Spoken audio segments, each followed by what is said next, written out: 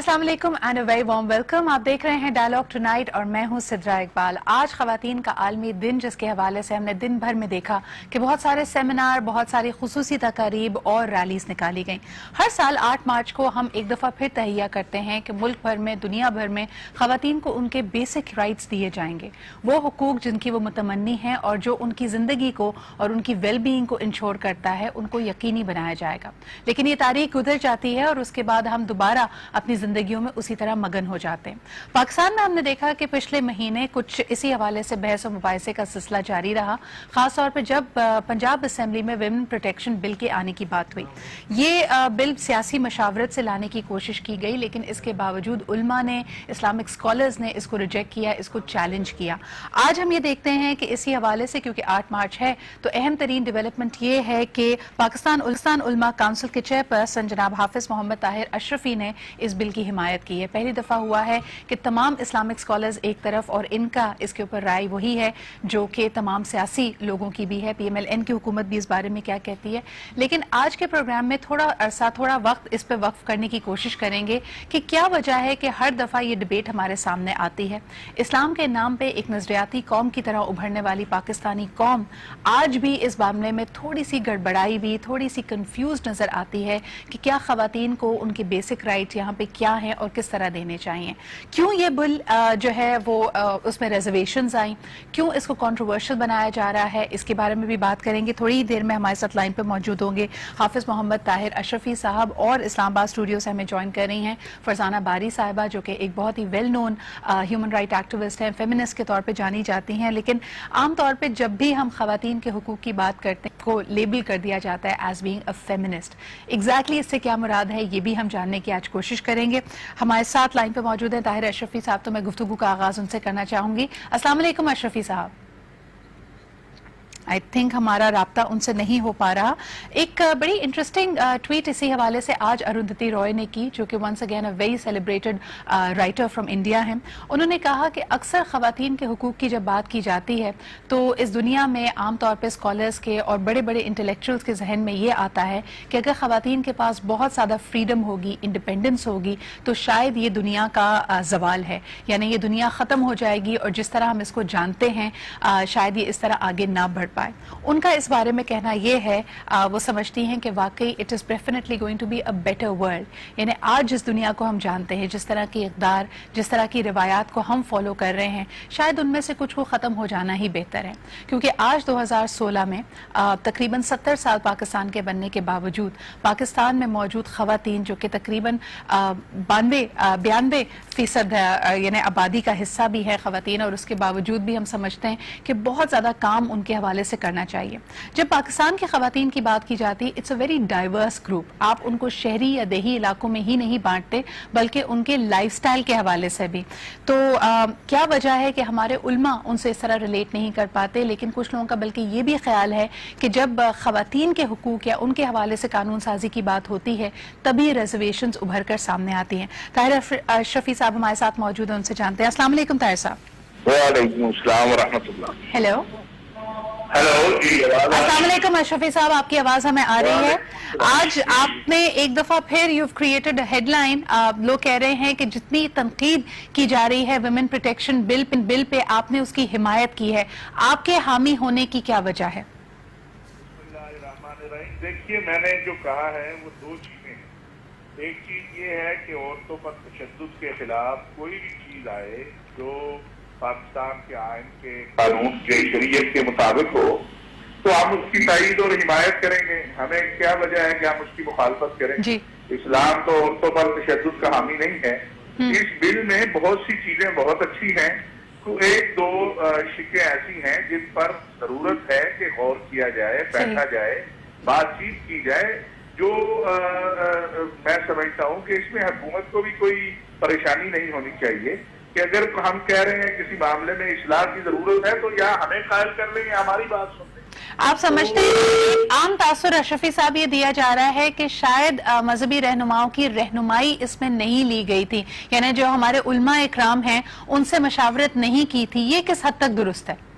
बिल्कुल ठीक बात है, और ये मैं बार बार कह चुका हूँ कि अगर ये इस पर मुशावरत कर लेते तो ये नौबत ही ना आती। जी लेकिन अब भी मैं ये कह रहा हूँ और मैंने पंजाब हुकूमत के जिम्मेदारान को भी ये कहा है कि आप उलमा का इजलास बुलाइए, अपने माहिरीन को बुलाइए, जो कुछ नुकात के ऊपर, कुछ नुकात तो ऐसे हैं जिन पर अगर ये वजाहत कर देंगे तो मुमकिन है मामला ठीक हो जाए। सही। कुछ नुकात में थोड़ा जो है मैं समझता हूँ कि उसमें कुछ आगे पीछे करने की जरूरत है, और अगर ये हो जाए तो देखिए आज हमारी बहनें बेटियां गैर महफूज हैं, इसमें कोई शक नहीं है। आज यहाँ पर जहेज की रस्म की वजह से लाखों बेटियां घरों में बैठी हुई हैं।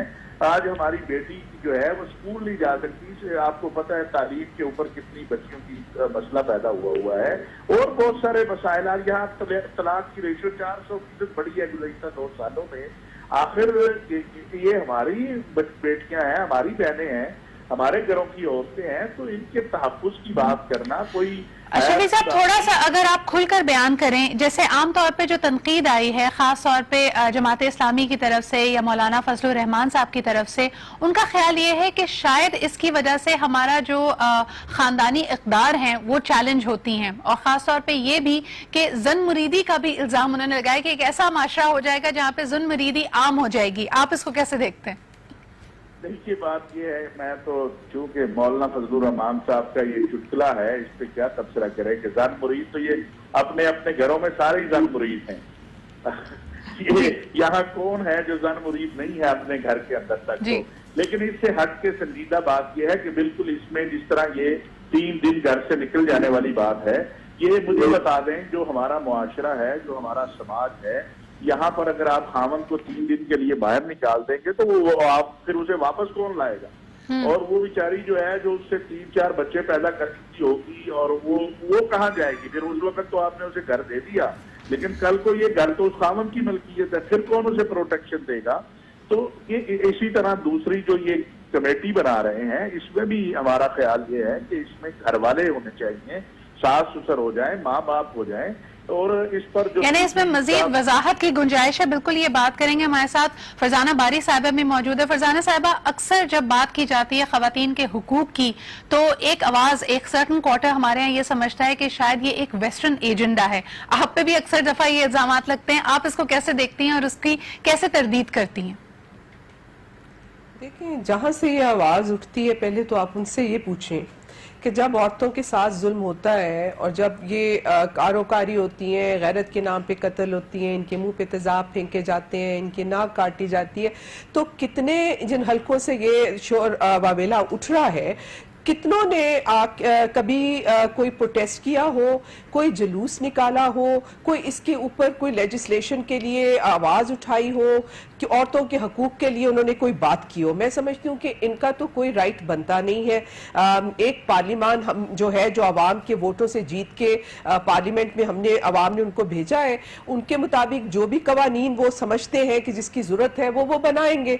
अब ये जो हमने एक फसाद काउंसिल ऑफ इस्लामी का आइडियोलॉजी का साथ खड़ा किया हुआ है, I think it's a high time कि इसको डिसबैंड किया जाए, क्योंकि इसकी जरूरत नहीं है। मैं ये समझती हूँ कि इस्लामिक रिपब्लिक ऑफ पाकिस्तान के अंदर जो पार्लियामान है, आपके तो कानून में गैर मुस्लिम को आप अपने मुल्क का, हमारा तो वो सदर भी नहीं हो सकता, तो इस मुल्क के अंदर अगर आपने पार्लियामेंट बनाई है तो वहीं पे आप, जैसे पार्लियामेंट के अंदर जब कवानीन बनते हैं तो आप लॉयर्स की जो खिदमात है उनको लेते हैं, इसी तरह वहां पे जो मजहबी स्कॉलर्स मौलवी नहीं, स्कॉलर्स, ठीक है, फर्क है।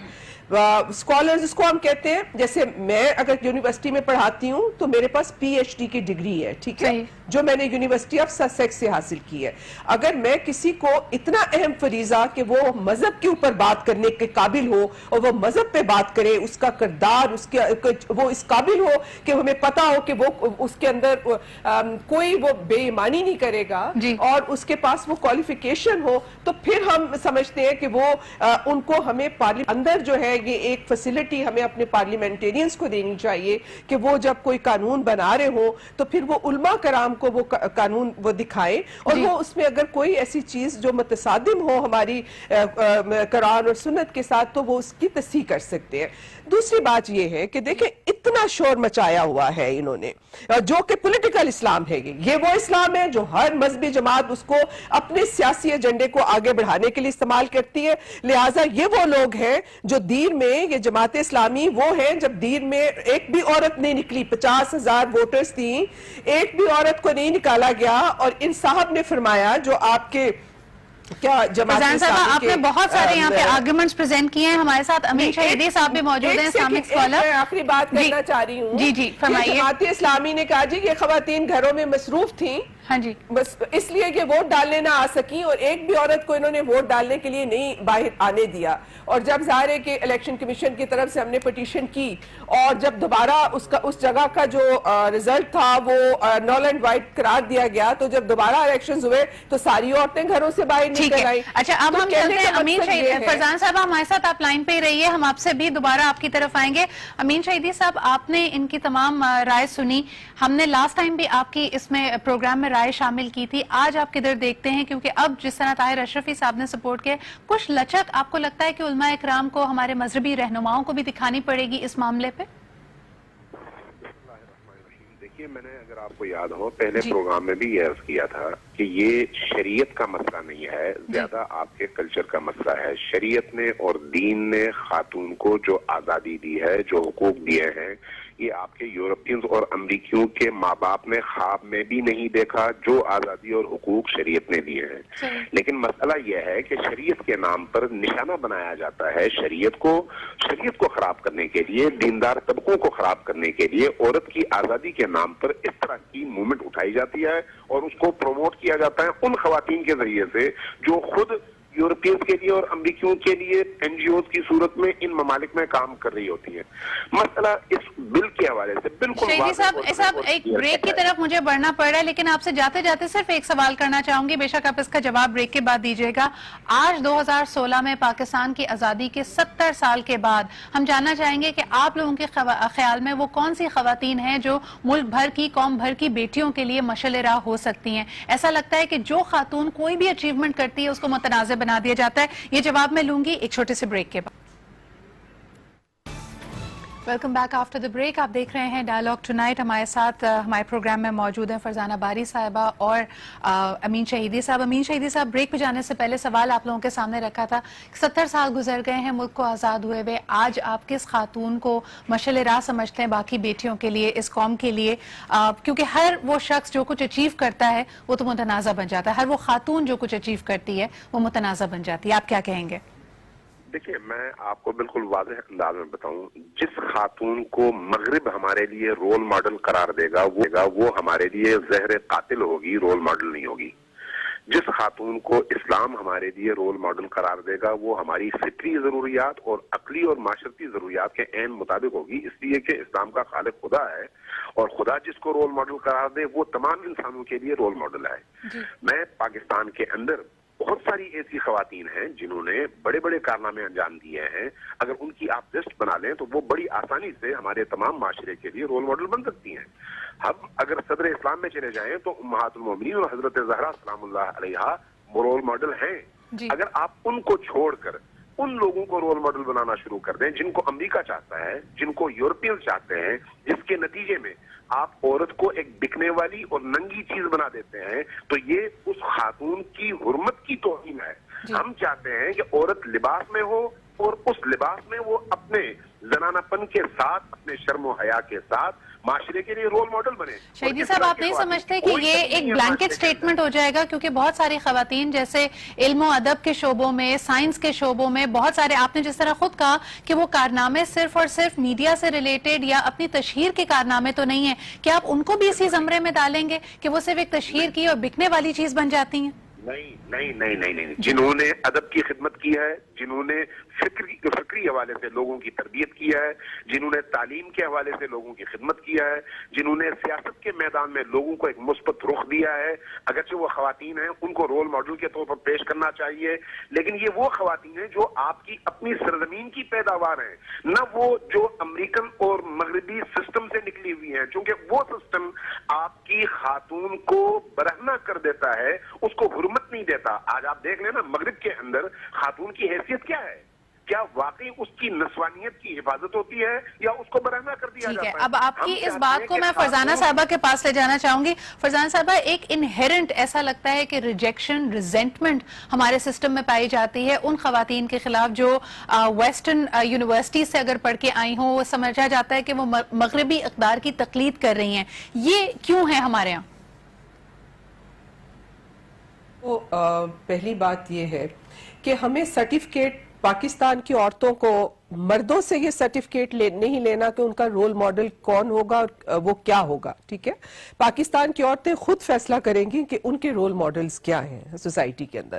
دوسرا لگتا ہے مرشدی صاحب نے کبھی کسی کھیتوں کھلیانوں میں کام کرنے والی عورت کو یا فیکٹریوں میں کبھی محنت کش عورت کو نہیں دیکھا.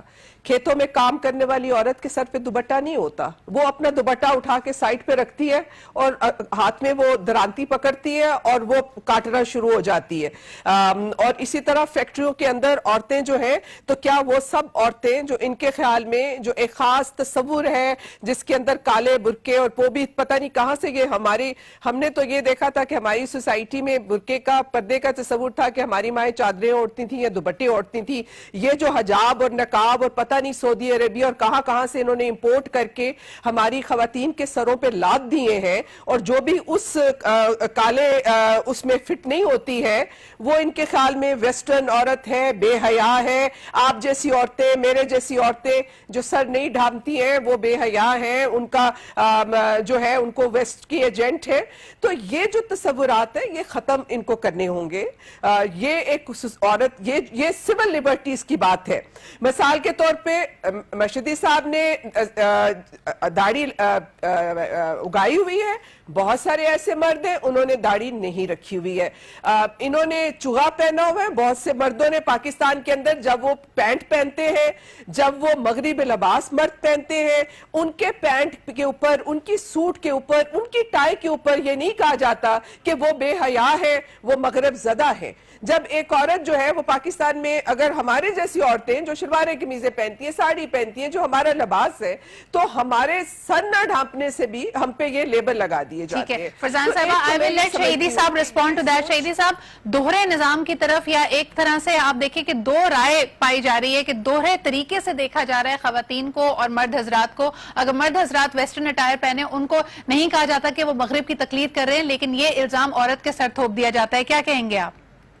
نہیں دیکھیں, ہمیں میرا خیال ہے بیلنس گفتگو کرنی چاہیے. ہم نہ اس عورت کو مانتے ہیں جو سر سے پیر تک برہنہ ہو اور مغربی کلچر کی حمایت کرے اور اس کی ریپرزنٹیٹیو ہو, اور نہ اس عورت کو مانتے ہیں جس کو زبردستی نقاب اوڑھا کر سر سے پیر تک سیاہپوش بنا دیا جائے.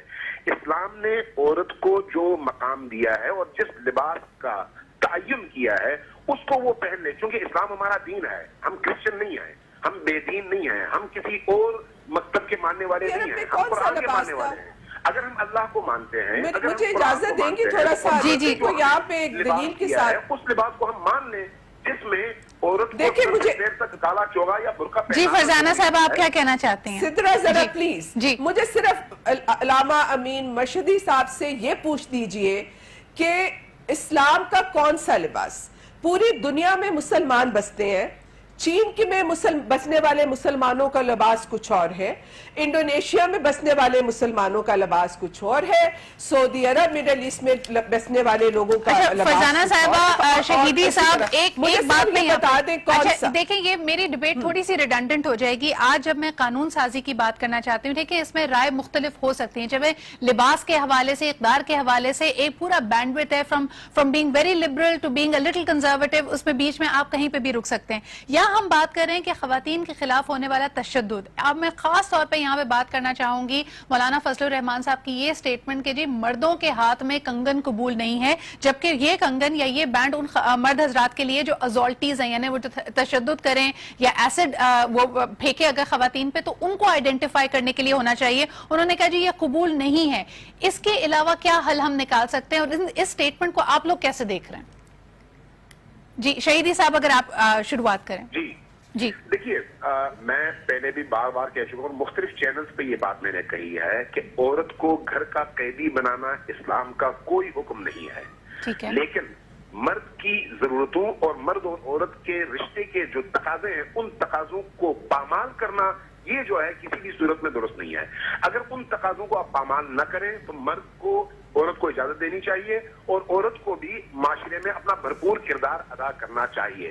وہ قانون سازی جو صنفی بنیاد پر ہو, یعنی کسی خاص صنف کے لیے, وہ عادلانہ نہیں ہوتا.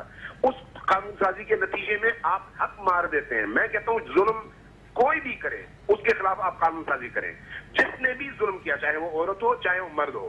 لیکن آپ کا یہ کہنا کہ بھئی صرف مرد ظلم کرتے ہیں, یہ بھی غلط ہے. یہ کہنا کہ صرف عورتیں ظلم کرتی ہیں, یہ بھی غلط ہے.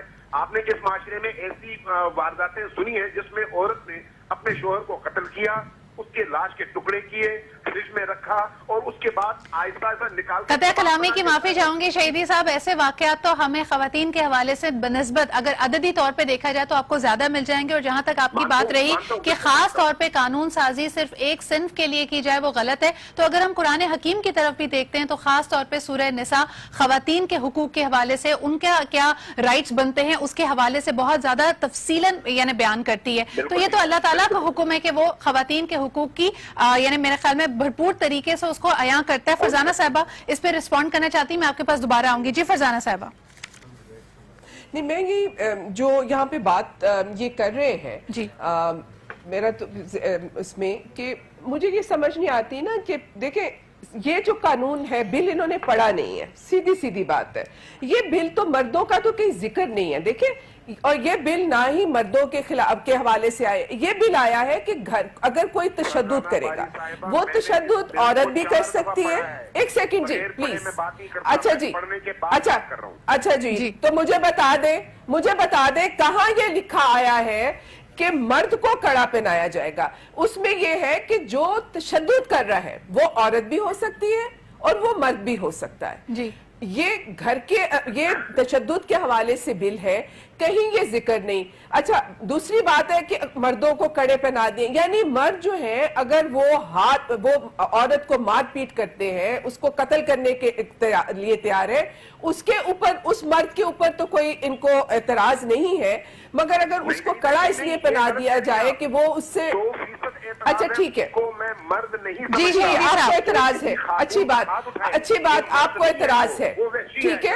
شہیدی صاحب یہاں پہ سوال یہ پیدا ہوتا ہے تو یہ جتنے جو تشدد کی کاروائیاں ہیں, جو جرائم ہیں, اگر چلیں کڑا آپ کو نہ منظور ہے فار واٹ ایور ریزنز, تو اس کی روک تھام کیسے کی جائے؟ آپ خود کہتے ہیں کہ قوانین تو بہت سارے بنے ہیں. فرزانہ صاحب ایک میں شہیدی صاحب کی کامنٹ لے لوں پھر میں آپ کے پاس واپس آتی ہوں. جی شہیدی صاحب. جی میں یہ کہہ رہا ہوں کہ جو قوانین ہیں نا ان کے نفاذ کو آپ یقینی بنائیں نا. کیا آپ کے پاس کوئی ضمانت ہے کہ یہ جو آپ نے ابھی قانون بنایا ہے اس کی امپلیمنٹیشن میں آپ کامیاب ہوں گے؟ کیونکہ جس تھانے میں آپ جائیں گے, جن گروپوں کی طرف آپ جائیں گے, جو آپ نے ایسے ادارے بنائے ہوئے ہیں جن سے آپ نے اس قانون کی امپلیمنٹیشن کے لیے استفادہ کرنا ہے, وہاں پر بھی آپ کے موجودہ نظام میں جو رشوت کا کلچر ہے, جو ٹھوس اور طاقت کا کلچر ہے, وہی کار فرما ہوگا. اس کو آپ کیسے روکیں گے؟ لیکن میں یہ کہتا ہوں شہیدی صاحب آپ کے جواب میں ہی ایک اور سوال نکلتا ہے پھر, یعنی اگر یہ قانون سازی, کیونکہ ایک اس کے حوالے سے جو تنقید آ رہی ہے وہ یہ ہے کہ اس کو شرعی طور پہ کرنا چاہیے تھا, جو شریعت ہمیں کہتی ہے جو خواتین کے لیے پروٹیکشنز موجود ہیں اس کو استعمال کرنا چاہیے تھا, علماء اکرام کی رہنمائی لیتے. تو اگر یہ شریعت کے روح سے قانون سازی ہوتی تب بھی تو یہی تمام مسائل سامنے آتے اس کی امپلیمنٹیشن پہ. میں آپ کو اگر پہلا پروگرام یاد ہو اس وقت میں نے کہا تھا کہ ہمیں سب سے زیادہ اپنے اس کرپٹ سسٹم کو ٹھیک کرنے کی ضرورت ہے, پولیس کلچر کو ٹھیک کرنے کی ضرورت ہے, عدلیہ کے اس کلچر کو ٹھیک کرنے کی ضرورت ہے. اس کو آپ ٹھیک کریں گے تو آدھے سے زیادہ مسائل خود بخود حل ہو جائیں گے. اچھا یہاں پہ دیکھیں ایک اور طرف میں اس گفتگو کو لے جانا چاہوں گی, فرزانہ صاحبہ, شہیدی صاحب, ایک اور طرف اس گفتگو کو لے جانا چاہوں گی کہ دیکھیں قوانین آپ سخت سے سخت کر لیں, سزائیں آپ سخت سے سخت کر لیں, اس کے باوجود بھی آپ جرم کو روک نہیں سکتے جب تک ہم مائنڈ سیٹ چینج نہ کریں. یہاں آپ دونوں لوگوں سے, کیونکہ آپ محترمہ تدریس کے شعبے سے تعلق رکھتی ہیں اور مولانا صاحب آپ بھی ممبر اور محراب کا پاور آپ لوگوں کے پاس ہے, تو یہ مائنڈ سیٹ ہمارے یہاں لوگوں کو کیسے تبدیلی لائے جائے؟ کیونکہ 70 سال میں ہم تنزلی کی طرف ہی جا رہے ہیں. جو جرائم کی شرح, جو تشدد کی شرح آج سے 20 سال پہلے تھی اب اس سے کئی گنا بڑھ گئی ہے. ہم کیوں خواتین کو, خاص طور پہ وہ خواتین جو گھر سے باہر نکلتی ہیں, ان کو نفرت کی نگاہ سے یا ان کو شبہ کی نگاہ سے کیوں دیکھتے ہیں؟ میرا خیال ہے جو بھی یہ دیکھتا ہے وہ بالکل غلط کرتا ہے. میں پھر شریعت کی بات کروں گا. شرعی نگاہ سے کوئی قدغن نہیں ہے عورت پر, البتہ مرد کی رضامندی شرط ہے. یہ ہونا چاہیے رضامندی کے ساتھ, باہمی میوچل انڈرسٹینڈنگ کے ساتھ. اگر خاتون باہر جا کر کام کرتی ہے تو اس پر کوئی اعتراض نہیں ہے, اور کسی کو حق بھی نہیں ہے اعتراض کرنے کا. دیکھیں, آپ نے پوچھا کہ کس طرح سے اس کو ٹھیک کیا جائے. آپ ذرا ایجوکیشن کے سسٹم پر غور کر لیں, نصاب پر غور کر لیں. جب آپ اپنے کلچر اور اپنے دین اور اپنی آئیڈیالوجی کے مطابق نصاب نہیں بنائیں گے کالجوں کا, یونیورسٹیز کا, تعلیمی اداروں کا, تو پھر انتہا پسندی جنم لے گی. آپ اگر اس نصاب کے میٹر کو مغرب سے امپورٹ کریں گے تو اس کے نتیجے میں خود بخود کلیش جنم لے گا. آپ یہ کام نہ کریں, آپ اپنے ٹھیک ہے. Now this is a point جہاں ہم دیکھتے ہیں سب سے زیادہ ڈیگرز ڈرون ہوتے ہیں, بہت پولیرٹی پائی جاتی ہے. اکثر ہم نے کہ مغرب شدہ جو نصاب ہے اس کو یہاں پہ مورد الزام ٹھہرایا جاتا ہے. دوسری طرف ہم یہ کہتے ہیں کہ شاید ہمارے یہاں مذہب کا عنصر بہت زیادہ ہے نصاب میں, شاید اس کی وجہ سے انتہا پسندی یا انتہا پسندی بڑھتی چلی جا رہی ہے. اس پہ بات کریں گے, دونوں ہمارے مہمانوں سے ان کی رائے لیں گے, لیکن ایک چھوٹا سا بریک لیتے ہیں and we'll be right back. And welcome back after the break. آپ دیکھ رہے ہیں ڈائلاگ ٹونائٹ. ہم یہاں پہ بات کر رہے تھے کہ مائنڈ سیٹ کی تبدیلی بہت اہم ہے. قانون سازی ہم کرتے رہتے ہیں, اس کی امپلیمنٹیشن کے حوالے سے جو ہمارے پاس سیٹ بیکس ہیں وہ بھی ہیں. کیا ہمارے گھروں میں تبدیلی آ گئی ہے, جو ہم ہمیشہ کہتے ہیں کہ شاید ہم خاندان میں جو بچے اور بچیاں ہوتے ہیں وہیں سے جڑوں سے ہی ہم ان میں تفریق کرنا شروع کرتے ہیں. فرزانہ صاحبہ, تھوڑی دیر پہلے شہیدی صاحب یہاں پہ نصاب کی بات کر رہے تھے کہ کیونکہ ہم ویسٹرن انفلوئنس نصاب پڑھاتے ہیں, شاید اس کی وجہ سے خواتین کی جو عزت ہے, جو ان کی تعظیم ہے, وہ اس طرح سے اجاگر نہیں ہو پا رہی ہمارے معاشرے میں. آپ اس کو کیسے دیکھتی ہیں؟ دیکھیں, شہیدی صاحب کی دو باتوں سے میرا پوری مکمل اتفاق ہے. ایک جو انہوں نے بات کی کہ یہ کیا بل آ گیا تو اس پہ عمل درآمد ہوگا, اور انہوں نے کہا کہ اس پہ بھی عمل درآمد نہیں ہوگا, اور میں بالکل ان سے اتفاق کرتی ہوں کہ جتنی بیڈ گورننس ہے ہمارے ہاں, اور پولیس اور جوڈیشری کا سسٹم جتنا خراب ہو چکا ہے, اس میں کرپشن بھی ہے, اس کے اندر ڈیلیز بھی ہیں. وہ ایک کھاتے پیتے امیر کے ساتھ, بااثر کے ساتھ کھڑا ہوتا ہے, غریب کے ساتھ ہمارا قانونی نظام جو ہے کرمنل جسٹس سسٹم نہیں کھڑا ہے. مگر جب کوئی قانون بنتا ہے, اور ان کو شہیدی صاحب کو یہ معلوم ہے کہ پھر ہم کوئی پارلیمنٹ کو لپیٹ کے گھر تو نہیں بھیج رہے نا. قوانین تو آج بھی بن رہے ہیں. آپ ٹیکسیشن کے قوانین بناتے ہیں, آپ اکانومی کے دوسرے کے حوالے سے قوانین بناتے ہیں.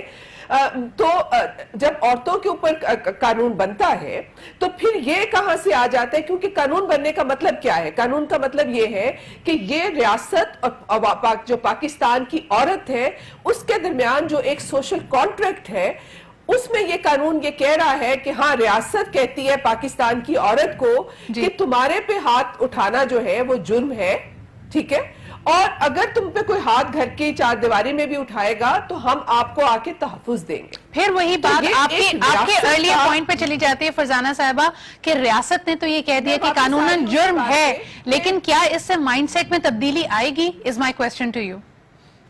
نہیں, اگین ایز اے سیئنگ کہ پہلا سٹیپ تو آپ لینا. جب پہلے, ابھی تک تو آپ یہی نہیں کہہ رہے کہ گھر کے اندر تشدد جرم ہے. آپ کو معلوم ہونا چاہیے, اور شہیدی صاحب کو بھی پتا ہونا چاہیے کہ پاکستان میں ابھی تک ڈومیسٹک وائلنس کا بل نہیں آیا تھا. ابھی سندھ نے پاس کیا ہے. آپ کو یاد ہوگا مولانا فضل الرحمان نے جب بل پارلیمنٹ میں آیا تھا تو اس کی مذمت کی تھی اور مخالفت کی تھی, اور بل جو تھا وہ صد خانے میں چلا گیا تھا. ابھی آپ سندھ میں گھریلو تشدد کا بل پاس ہوا ہے, اور بلوچستان میں ہوا ہے. خیبر پختونخوا میں بھی ابھی زیر غور ہے. پنجاب کا یہ بل جو ہے یہ گھریلو تشدد کا بل نہیں ہے.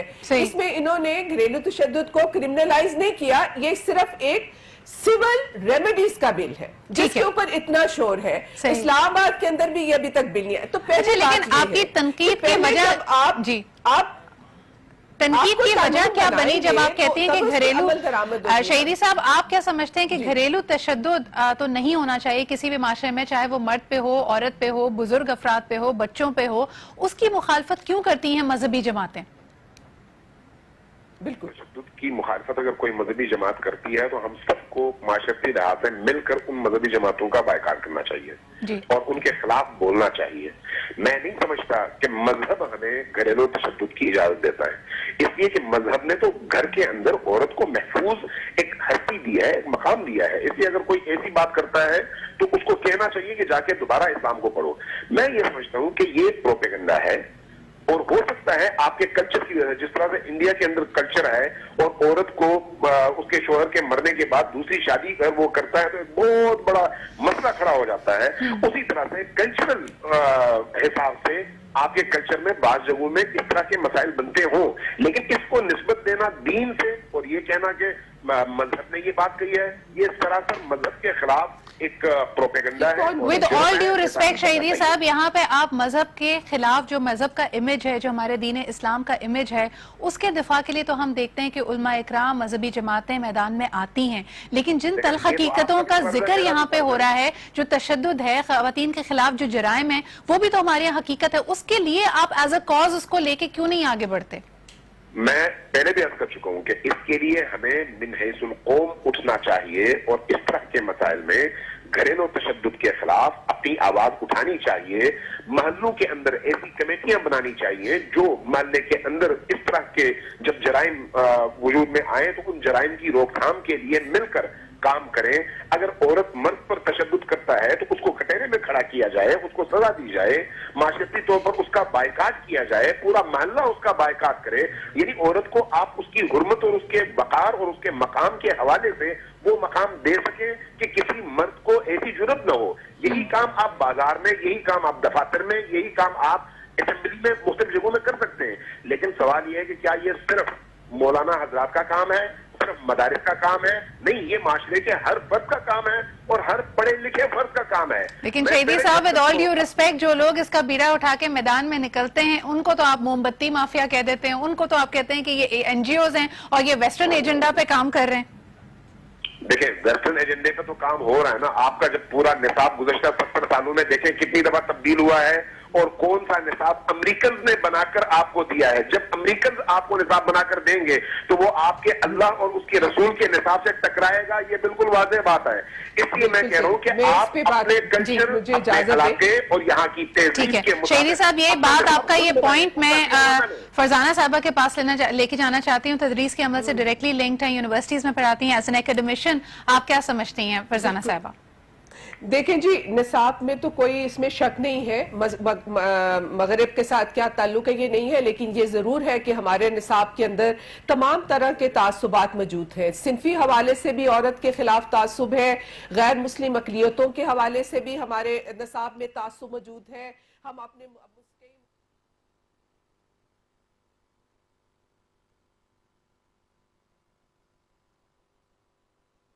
سمجھتی ہوں کہ بہت ساری جو تاریخ ہے اس کو ایک ڈسٹارٹیڈ ہسٹری جو ہے ہمیں پڑھائی جاتی ہے، اس میں کوئی شک نہیں ہے، اس کو چینج ہونا چاہیے۔ لیکن جہاں تک یہ جو بات کہہ رہے ہیں نا کہ ویسٹرن ایجنڈا، سب سے بڑی بات ہے کہ مدارس کا یہ جو کہہ رہے ہیں نا کہ تعلیمی اداروں میں نصاب امریکہ کا نہیں ہوتا، وہ ہم یہ سارا جو عذاب ہیں یہ ہم خود اپنے پال رہے ہیں۔ لیکن ہاں، مدارس کے جو یہ نصاب تھا، جب یہ آپ کو یاد ہو کہ جہاد کا یہ سارا جو مدارس کا نصاب تھا یہ امریکہ سے بن کر آیا تھا، اس میں کوئی شک نہیں ہے۔ دوسرا جو ان کی بات میں یہاں پہ کرنا چاہتی ہوں کہ انہوں نے کہا کہ ویسٹرن ایجنڈا، آپ بتائیں، آپ کا عورت کی بات پہ آپ کو ویسٹرن ایجنڈا یاد آتا ہے؟ آپ کا پورا ملک ویسٹرن ایجنڈے پہ چلتا ہے۔ آپ کی معاشی پالیسیاں، آپ آئی ایم ایف اور ورلڈ بینک بیٹھ کے آپ کی معاشی پالیسیاں بناتے ہیں، آپ کی پرائیویٹائزیشن کرتے ہیں، آپ کے مزدوروں کو بے روزگار کرتے ہیں، تو وہاں تو آپ لوگ جو ہے چپ کر کے بیٹھتے ہیں۔ ایک سرمایہ داری نظام جو ویسٹ کا نیو لبرل ایجنڈا ہے وہ اس ملک کے اندر آتا ہے، آپ لوگ اس کے اوپر کچھ نہیں کرتے۔ ایک سیکنڈ، میری بات ختم ہو رہی ہے۔ جی فرزانہ صاحبہ، جب عورت کی بات آتی ہے، نہیں، اپنا ایجنڈا خود بنائیں، اپنی تہذیب کے مطابق بنائیں، اپنی قوم کے مفاد جی، ہم پاکستان کی عورت اپنی تہذیب کے مطابق اپنے آپ کو اس ٹھیک ہے۔ شہیدی صاحب، میں فرزانہ صاحبہ کی بات کمپلیٹ ہونے دیجیے۔ جی فرزانہ صاحبہ، دیکھیں جی آپ کہیے فرزانہ صاحبہ۔ میں یہ کہتی، دیکھیں، پاکستان کی عورت خود اپنا فیصلہ کرے گی۔ آپ کیوں نہیں سمجھتے کہ گھروں کے اندر عورتیں جو مرد ہیں وہ کوئی بچے نہیں ہیں؟ آپ ان کے لیے فیصلے نہیں کریں گے. عورت خود اپنا فیصلہ کرے گی کہ اس کو کس کے ساتھ رہنا ہے, کس کے ساتھ نہیں رہنا. اگر شوہر زیادتی کرتا ہے اس کو نہیں رہنا, ریاست اس کو سپورٹ کرے, خاندان اس کو سپورٹ کرے. لیکن فرزانہ صاحبہ ود آل ڈیو ریسپیکٹ, کر رہا ہے. فرزانہ صاحبہ ود آل ڈیو ریسپیکٹ, یہاں پہ ریاست آپ کو سپورٹ کرتی ہے, کئی معاملات میں کرتی بھی ہے. مثال کے طور پہ جس طرح آپ نے خود کہا کہ ساتھ رہنے یا طلاق کا حق یا خلا کا حق, یہ تو جو سرکاری طور پہ ریاست کی طرف سے جو نکاح نامہ ہے اس میں یہ تمام شکیں, یہ تمام حقوق خواتین کو دیے گئے ہیں. لیکن یہ بھی تو ایک فیملی ڈیسیجن ہوتا ہے کہ آپ اس کو کاٹ کے اور صرف خاتون سے بغیر اس کو پڑھائے ہوئے کہ وہ کس کانٹریکٹ میں داخل ہو رہی ہے اسے دستخط لیتے ہیں. جی بالکل تو یہی بات ہے, غلط ہے, ظلم. دیکھیں ظلم, بات یہ ہے کہ ریاست, ایک سیکنڈ جی دونوں طرف قصور ہے نا. جی جی ایک ایک کر کے بات کریں. شہیدی صاحب آپ بات کر لیں, پھر میں فرزانہ صاحبہ کے پاس آتی ہوں. جی شہیدی صاحب.